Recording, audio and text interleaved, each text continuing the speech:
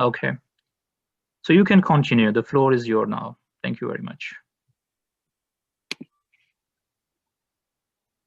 I don't know whether you can see it.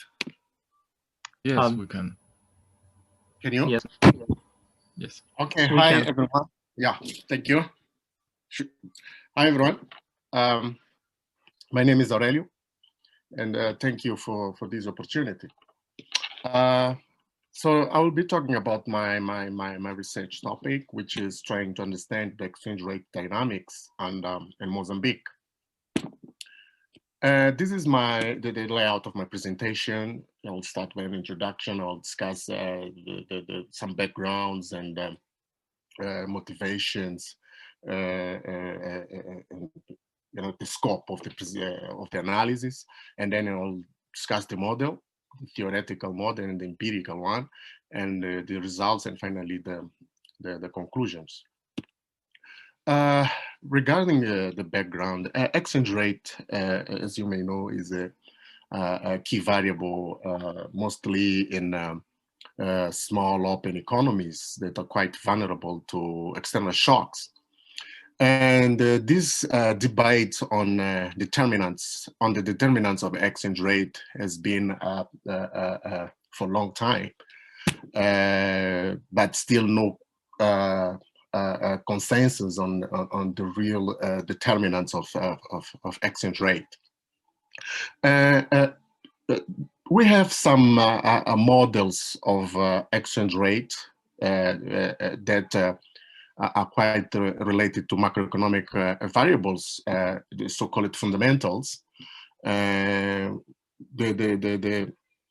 main of them are related to the theory of purchase power parity theory, where exchange rates are viewed as dependent, as related to export and imports of goods. The others also include trade on financial assets, which leads to interest rates as one of the main explanations for exchange rate movements or dynamics. But these models started to be challenged by some empirical analysis. For example, there is a seminal paper by Mies and Rogoff, 1983, that showed that these macroeconomic models fail to outperform the simple random walk. Others are further criticized, saying that it is in fact a situation of a reverse causality, where it is more exchange rate explaining macroeconomic variables and not the other way around. See, from that debate, some analyses that include microstructures variables to determine exchange rate started to grow.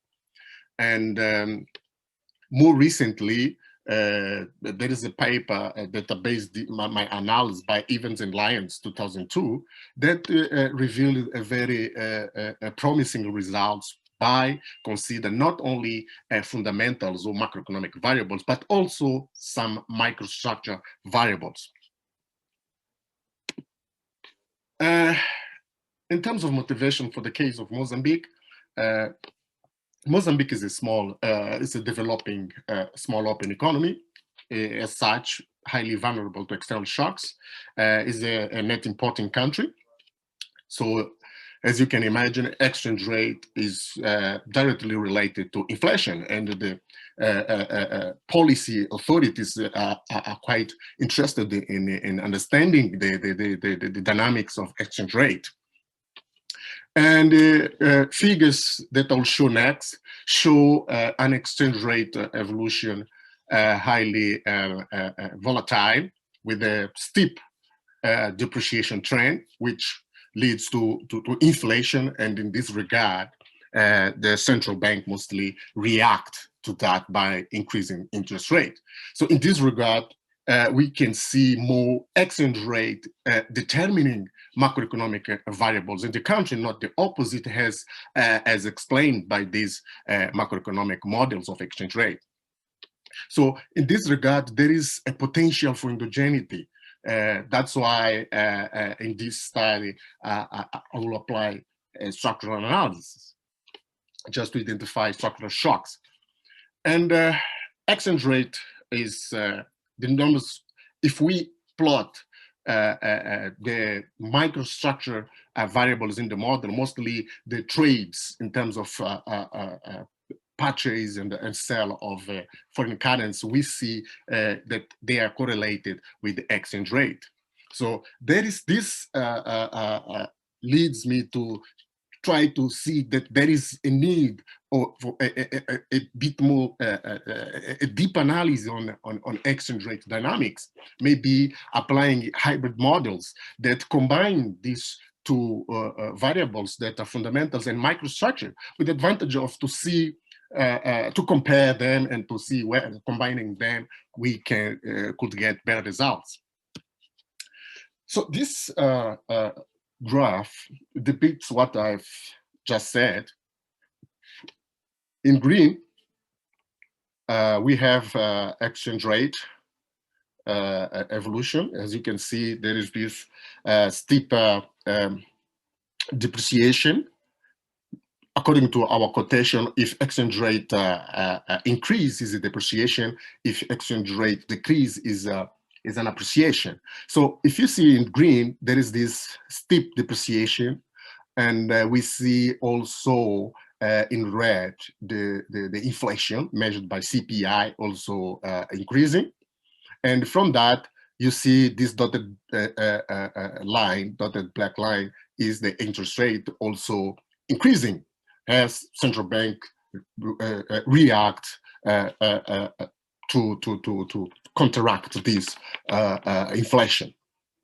So from the macroeconomic, traditional macroeconomic models, we would expect that an increase in interest rate would lead to an appreciation, because it will attract more foreign currency to the country. But as you can see here, it is more macroeconomic variables reacting to exchange rate. If we consider now microstructure, trading variable in the FX market, it is in orange, is a demand pressure, I would say, demand, net demand of FX currency. As we can see, as it increase, this in orange, increase, also exchange rate is depreciating, which is how can I say it, intuitive, as the demand pressure is increasing. And as this demand pressure start to ease, we see in blue exchange rate start to appreciate and become a bit more stable. So there is something to be considered in terms of these market variables to explain exchange rate. So the main objective of this analysis is to understand the dynamics of the exchange rate in Mozambique, and secondly, try to explain to what extent this microstructure variable, essentially this demand pressure in the market, can determine the exchange rate. And the main contribution of this paper, I believe that it is trying to explain this exchange rate puzzle that is observed, where exchange rate does not have the expected link or relationship with the fundamentals or the macroeconomic variables. And for that, we also here add a variable with a potential to improve exchange rate model in Mozambique, which is that is being used, which is mostly based on macro fundamentals. And this will be one of the first attempts in Mozambique to try to model exchange rate, including market microstructure market variables. And this is an extension of this seminal paper by Evans and Lyons, 2002, by applying a VAR model and to control to endogeneity in a simple linear regression model that these authors used. And I'm also including here some specific characteristic of a small open economy, this SOE, like Mozambique specifically, which is, there is a very strong, although our exchange rate regime, regime is more flexible, but we still have a very strong FX intervention, central bank intervention in the market. And there is the role of commodity price that affects significantly the exchange rate, and also some political instability that also directly influence the exchange rate variation. And in terms of the model, I will present the model in terms of explaining the main variables that are used. Firstly is the exchange rate. I'm using nominal exchange rate. As I've said, appreciation is a decreasing exchange rate, and depreciation is increasing exchange rate. And the microstructure variable, mostly in the literature, the main variable that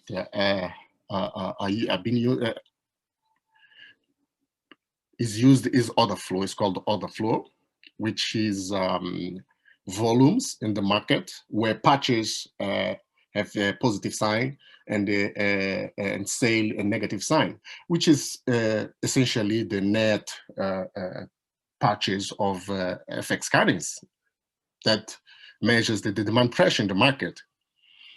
Some other stats use the exchange rate spread, bid and ask spread. But here I'll use these volumes in terms of demand pressure. This is important according to previous studies, explains exchange rate puzzles, and is also used as a proxy of expectations, which I'll discuss later. And the other variable that I'm including is the macroeconomic fundamentals, which is inflation differential, inflation measured in terms of CPI. With this asterisk is the CPI of the international country. In this case, I'm using US dollar. It will be CPI of US. And the other variable is the interest rate differential, which is the difference in the interest rate in Mozambique and in the US, which explains, according to these models, the variation in exchange rate. And also I'm including specific variables for the case of Mozambique, which is central bank intervention in the market, commodity price, and a dummy to indicate uncertainty, which I will show how I've computed that. This is the graph that shows the idea of this dummy, where the way I got the dummy to measure, to proxy uncertainty. Using a simple Garch model, I got volatility of exchange rate in blue.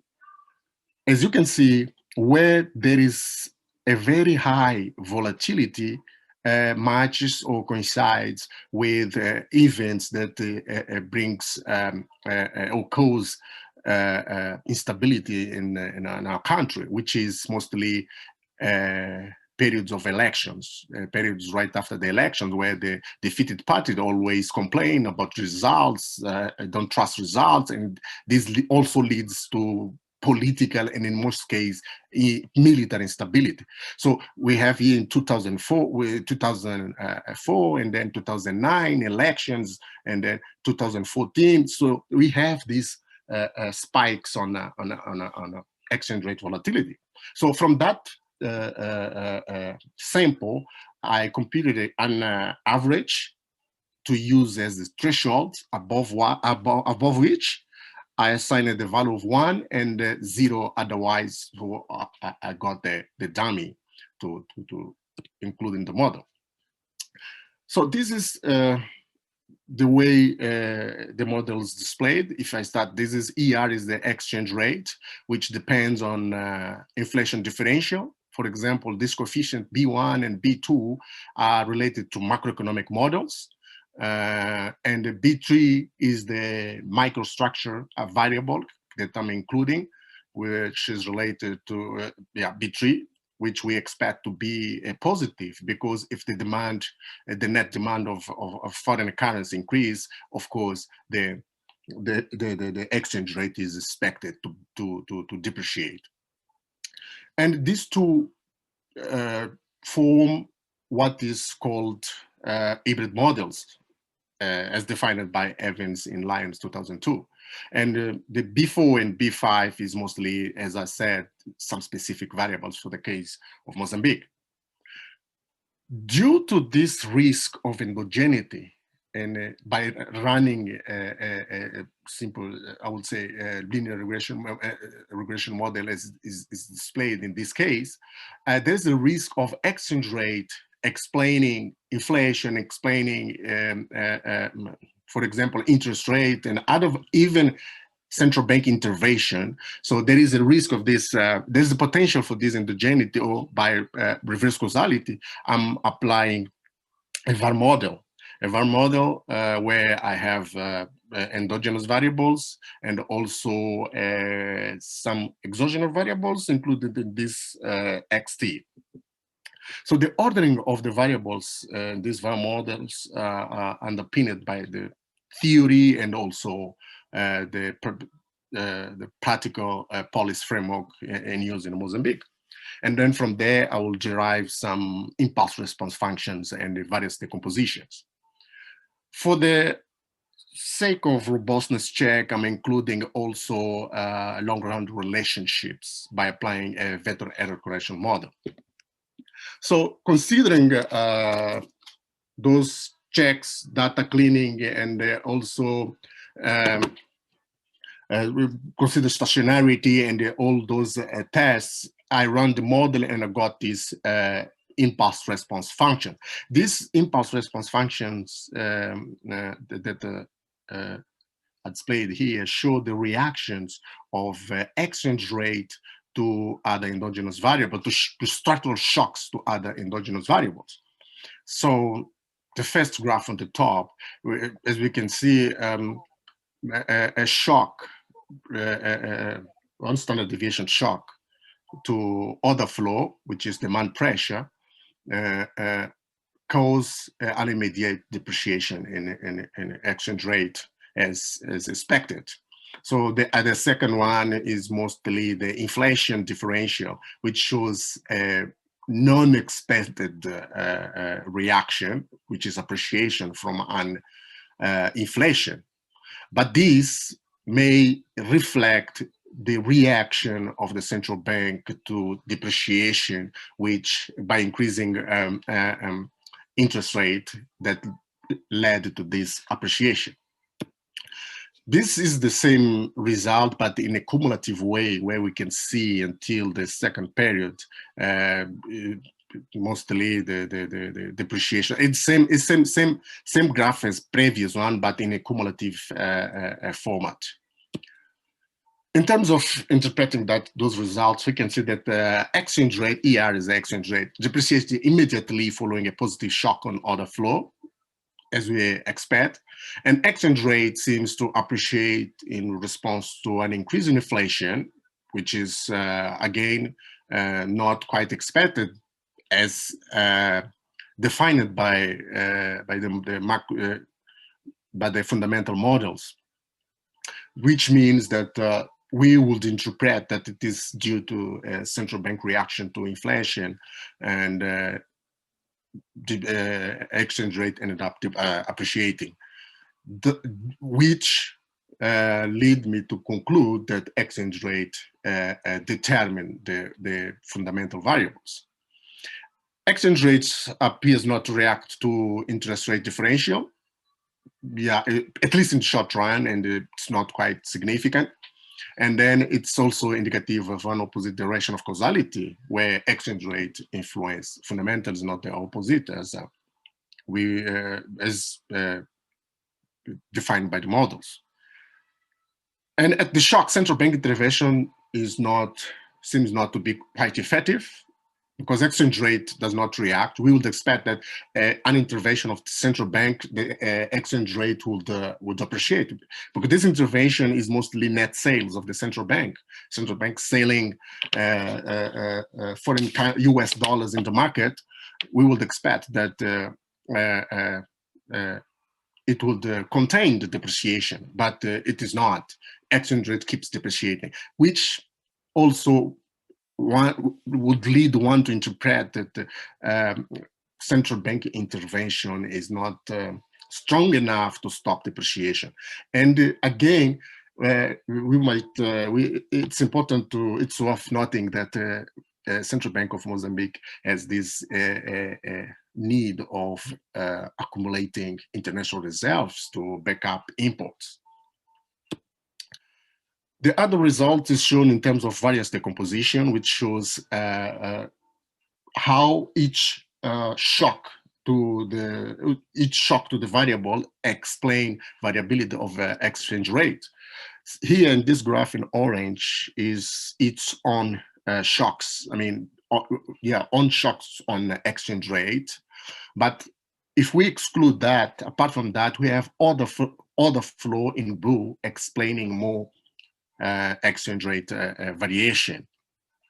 And then we have less other variables, which means also that these microstructural variables have the potential to explain exchange rate. If we consider inflation, this is variance decomposition of inflation, variability of inflation, contribution of each shock to the variability of inflation. And green, again, is on their own shock. But if we exclude that on shock, we see that exchange rate significantly explain the inflation. In terms of some tentative interpretation of those graphs, we can say that excluded on exchange rate variation are mostly determined by order flow, inflation, and central bank intervention. Even so, given that this order flows affects exchange rate are partially smooth by central bank intervention, because the central bank intervention intends to also smooth this impact of the market variables on prices. So we can conclude also that all other flows explain exchange rate a bit more than fundamentals.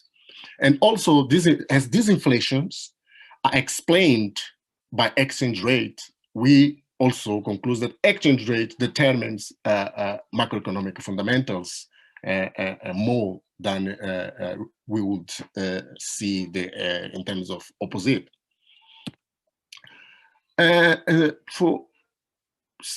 In terms of robustness check of these results, for trying to do some sensitive analysis, I performed this VAR model using different ordering, and I got the similar results.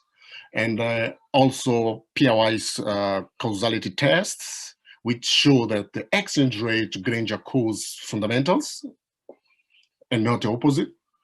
And the fundamentals Granger cause these other flows, which confirm this mechanism of that here in bold, that the fundamental variables affect the order flow, because this order flow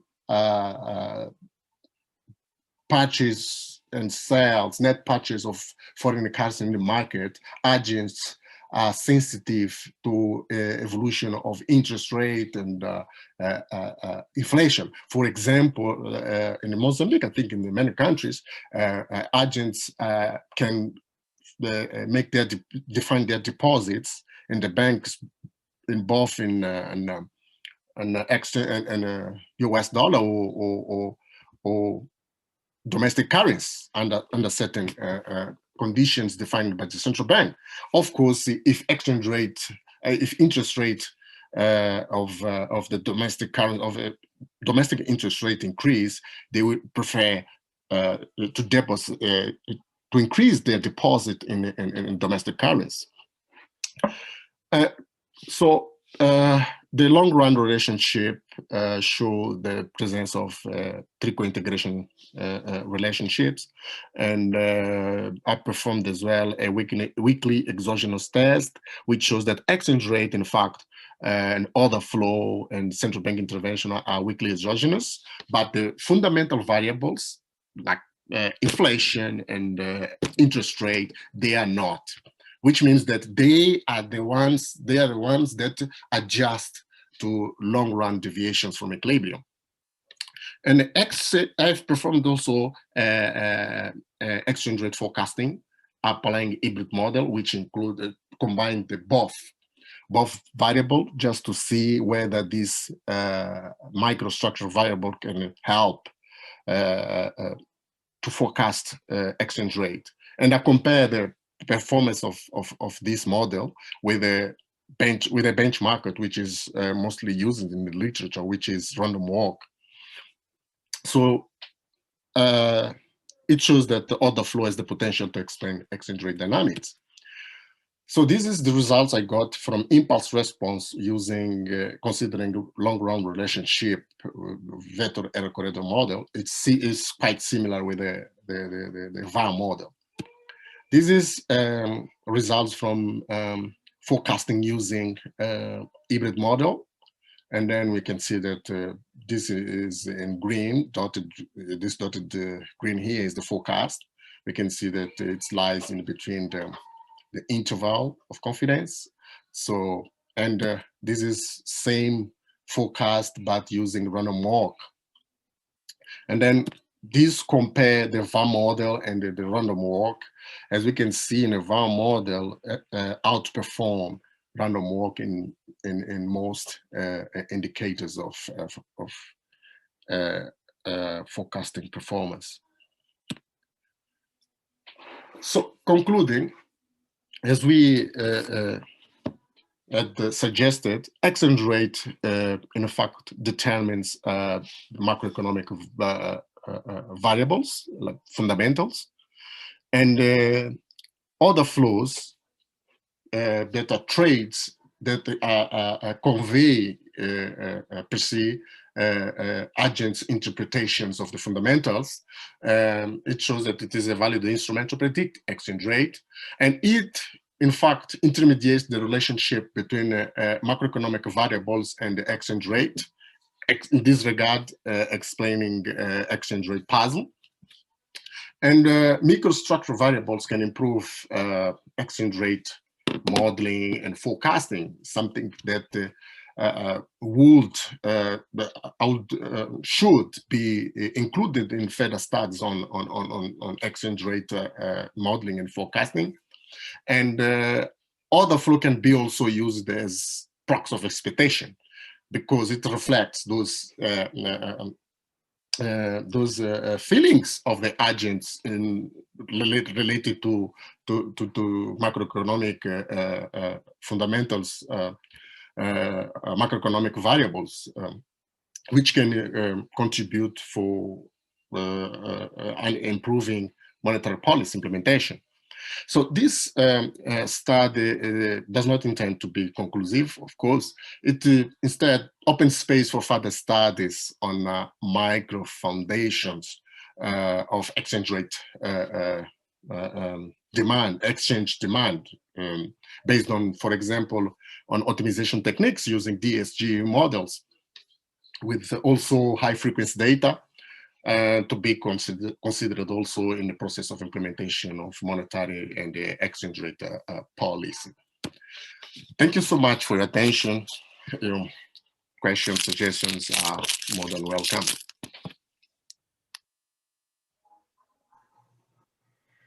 Thank you very much for this research. It was also really interesting considering this pandemic situation. I think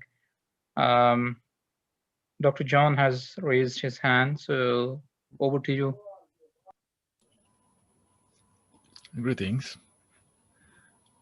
Yes, I have a comment. I think it's a very good research, especially because mixing both of the approaches regarding the macroeconomics and the fundamentals as you're doing in your research, I think it's a pretty good approach, especially to deal with the endogeneity issue. I believe that this kind of research are pretty important to establish some sort of the causality among the variables, because the literature sometimes doesn't have enough information about what kind of causation is regarding to some specific economy. So I believe that it's a very good investigation, and some sort of the results that you're presenting to us are really important. I believe it can lead to important understanding of the economy fluctuations and also from the economy behavior regarding the small economies. Also, I think it can be replicated to other countries, maybe under development or in developing economies. I think it's a pretty good contribution. That is my comment. Thank you. Thank you so much.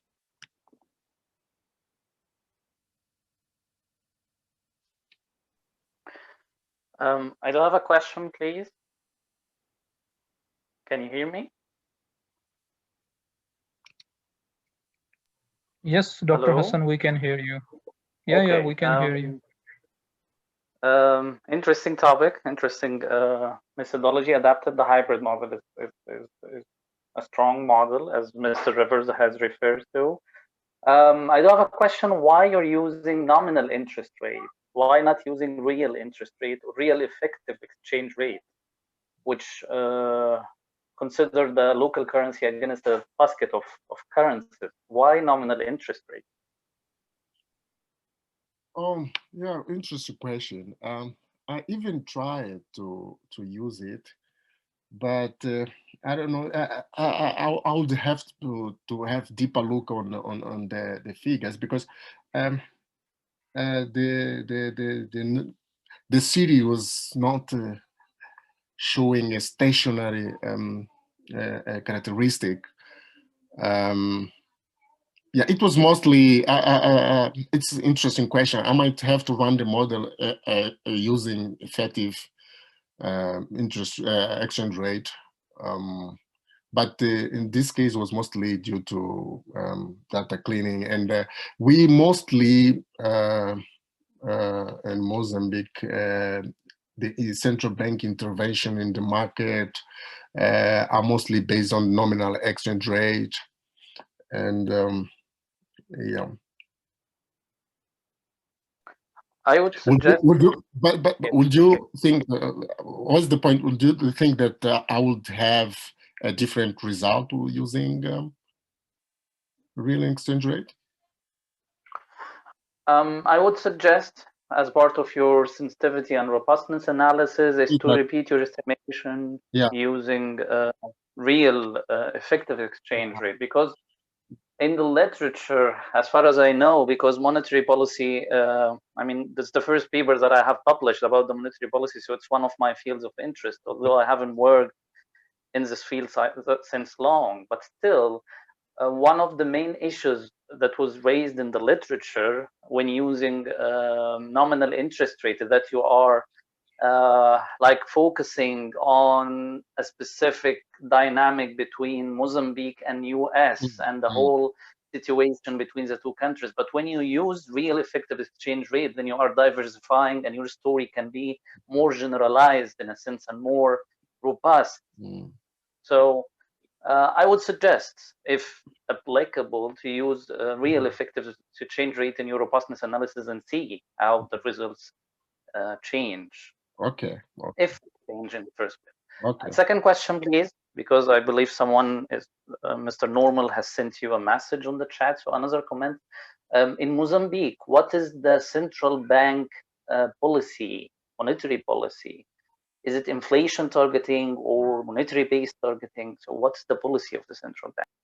I would say somewhere in between, because we have just in 2017 we started the process of moving from monetary-based approach to one based on interest rate, because that was in that year that we introduced the monetary policy rate.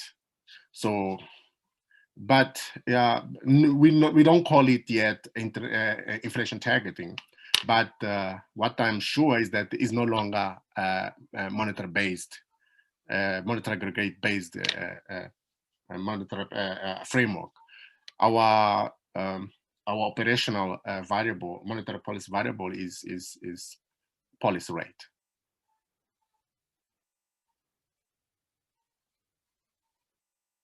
Hello. Thank you. Thank you. Yeah. Clear. Thank you so much. I guess you have 2 comments in the chat, I guess. Oh, I can't. How can I read this shirt?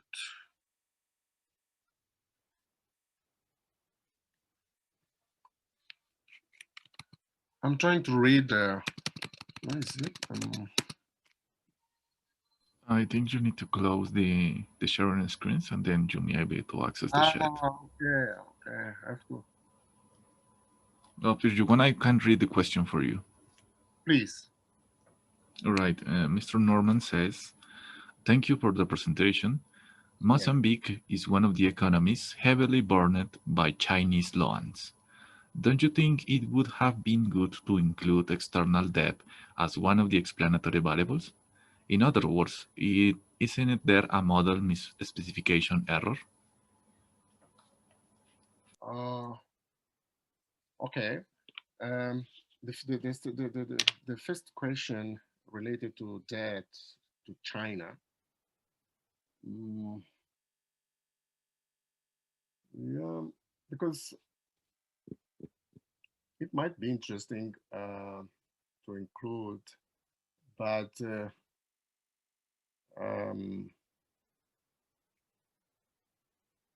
we have this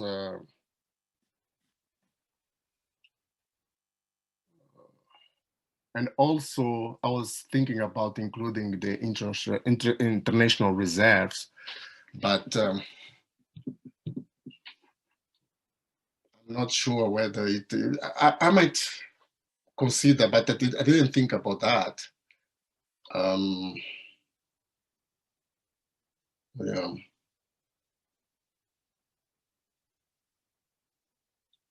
Anyway, I'll consider that. I will take it as a suggestion. I will because this is not a finished work. I might consider that as well and see how it goes. But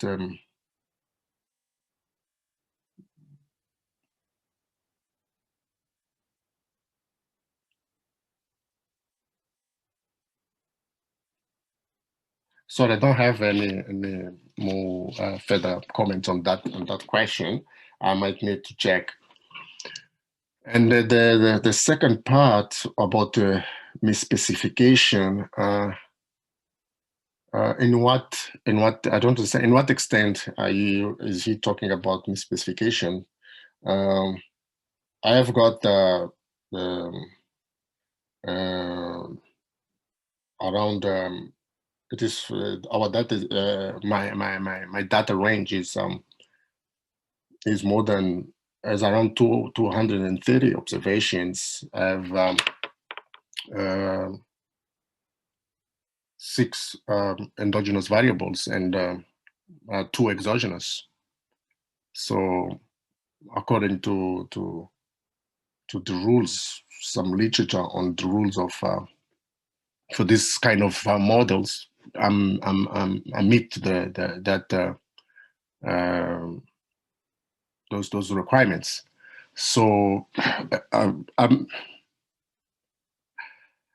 would need a bit more explanation on which extent is talking about these specifications. And the variables that are considered is based on economic theory. Yeah. Yes. Thank you, Norman and Aurelio. I think Norman's comment was based on, kind of like it was a suggestion as well. So Yeah, okay. maybe you can add this variable, and then you can run the regression, and then see if there is kind of some unique pattern that you can work on. Exactly. So I don't know if John want to comment on this because he is more expert in this kind of Yes. research. So maybe he have some idea. I think Mr. Norman was